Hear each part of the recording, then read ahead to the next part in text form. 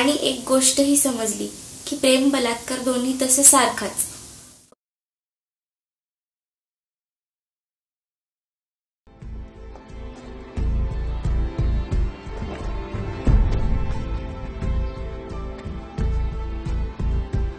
काही गोष्टी आपल्या आयुष्यात अशा घडतात की त्यानंतर कशालाच काही अर्थ उरत नाही.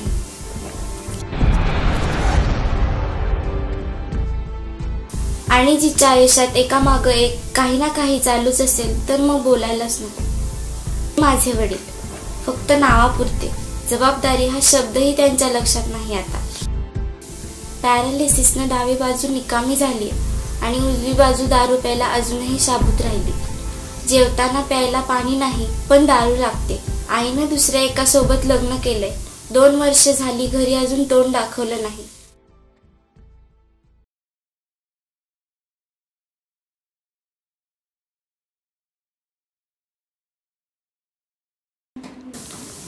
अशा या घरात मी आणि माझी बहीण सारा, बहुतेक आमच्या दोघींचीच कंडिशन बरी आहे.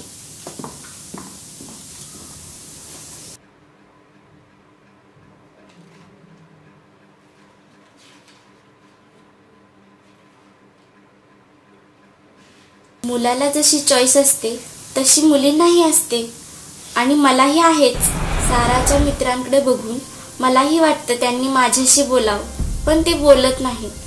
माझ्यात काय कमी आहे काय माहित, पण ते बघत नाहीत माझ्याकडे. मग डोक्यात जाते माझ्या सारा. असं वाटतं मारून टाकावं तिला. नको ती आणि नको तिचे मित्र.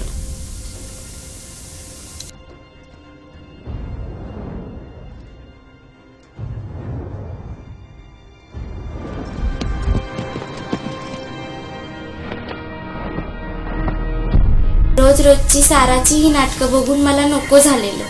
आज तिला मी सुरीनं मारायचं ठरवलं, पण नाही जमलं. आयडिया फेल गेली, पण प्रत्येक वेळेस जाणार नाही.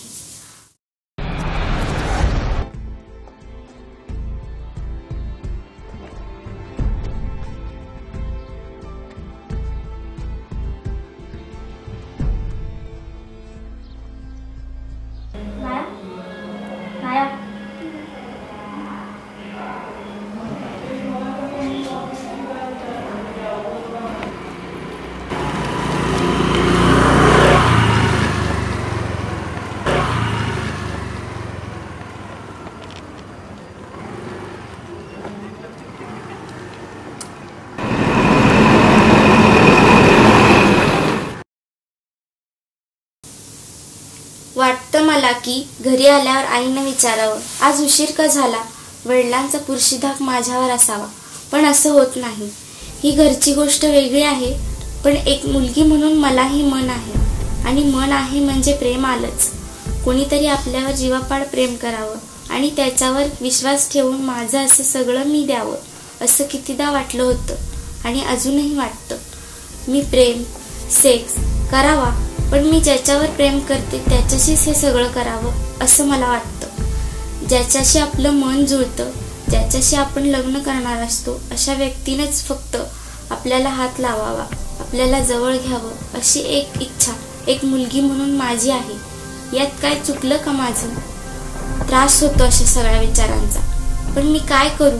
मी विचार करत नाही, ते आपोआप येतात. त्यातून स्वप्नात माझ्या मी त्याला बघते ज्याच्यावर मी प्रेम करते. खरं नाही, स्वप्नात तरी त्याच्यासोबत मी प्रेम करते मला हवं तसं. चुकीचं काय आहे त्यात? पॉर्न क्लिप बघण्यापेक्षा तरी बरंच आहे.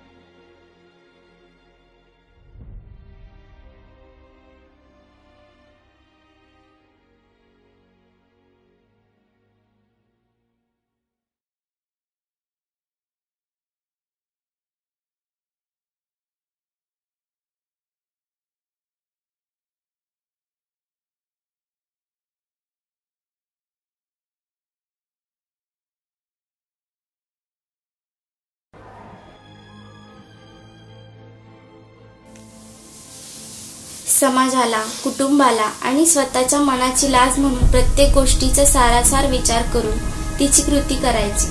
माणूस म्हणताना त्या शब्दात आपण सगळे गणले जातो. मग प्रत्यक्षात पुरुष आणि स्त्री अशी का फोड केली जाते?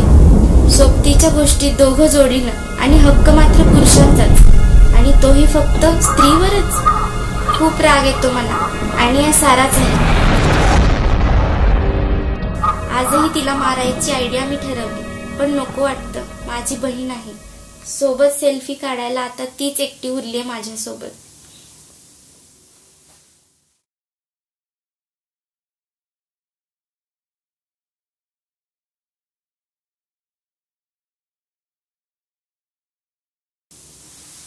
बलात्कार एक वाईट घटना. खरं तर ती समाजासाठी, पण त्या पीडितेसाठी आयुष्याचा शेवट.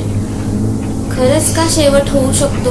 भावना मुलींना आहे आणि मुलांनाही आहेच, पण कुठं, कधी, कसं त्या भावनेला हवी होऊ द्यायचं हे मात्र मुलींना प्रत्येक घरी शिकवलं जातं. मग मुलांना सांगताना लाज का वाटते?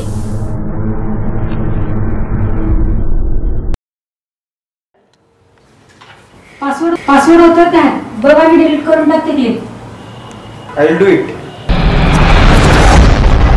येस, झालं मॅम, केली डिलीट. ओके, मेसेज आला त्याचा, कॉल ट्रेसिंगला टाक. ओके मॅडम, मी जातो स्पॉटवर आणि कळवतो तुम्हाला.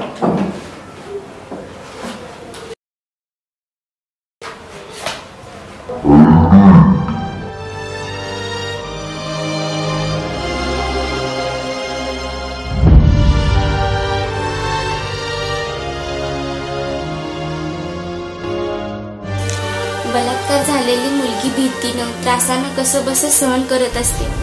कोण तिचे फोटो काढतो, तर कोण तिची ब्रेकिंग न्यूज बनवून दाखवत असतो. कुठं, कसा, कधी बलात्कार झाला असे उलट सवाल केले जातात.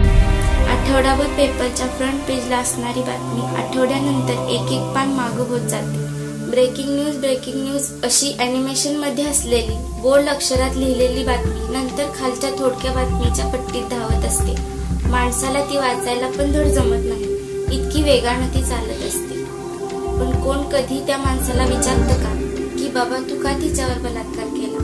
का तुझ्या मनात असा विचार आला? का तिचं आयुष्य बर्बाद केलंस? नाही, कोण कसं विचारेल?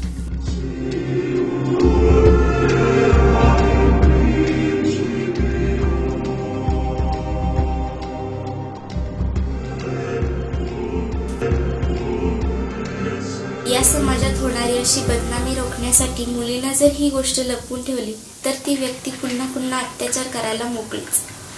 आणि एक गोष्टही समजली की प्रेम, बलात्कार दोन्ही तसं सारखाच.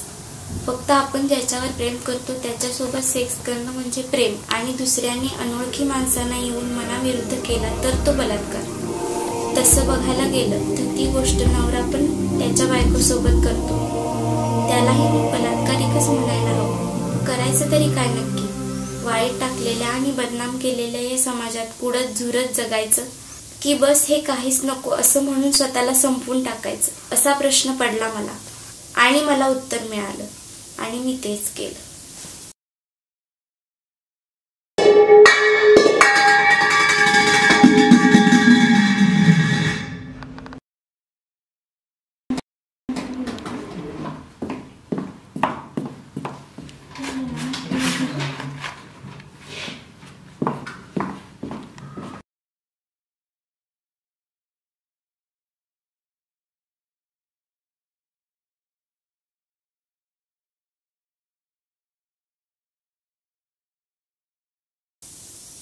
आणि हे सगळं झाल्यानंतरही समाज जर प्रेमाला मान्यता देत असेल तर मला त्याच्यासोबत एकदा प्रेम करायचंय.